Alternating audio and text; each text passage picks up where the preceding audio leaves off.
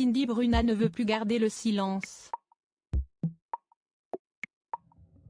À l'occasion de la sortie de son livre, Le jour où j'ai arrêté d'avoir peur, la mannequin a livré des confidences bouleversantes à nos confrères de Yahoo, mercredi 1er juin 2022.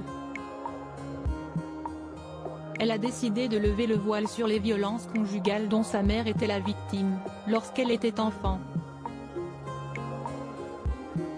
Vivre avec ça, c'était un poids à porter, c'était lourd. Mais parfois, on ne s'en rend pas compte. Si est un bagage qu'on a, on ne s'en libère jamais complètement, a-t-elle ainsi confié la voix tremblante, alors qu'elle estime qu'elle et sa sœur ont été les co-victimes de ces violences. Elle a tenu à rappeler que sa mère n'a pas été victime de son père, mais d'un autre homme qu'elle a rencontré après son divorce, peu de temps après son arrivée en France.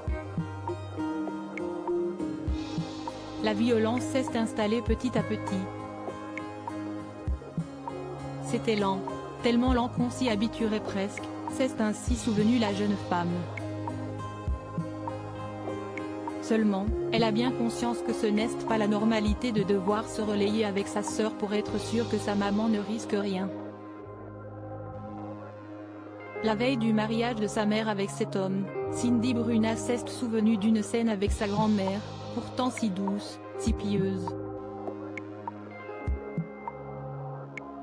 Elle aurait tenté d'étranger son futur gendre.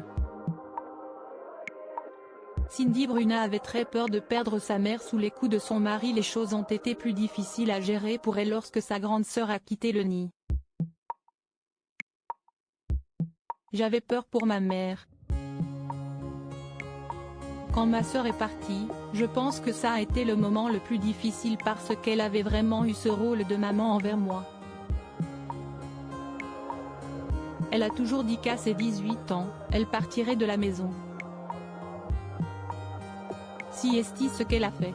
Durant de longues années, elle a tenu bon et son cauchemar a pris fin lorsque les policiers sont intervenus alors que la situation devenait de plus en plus critique au sein du foyer.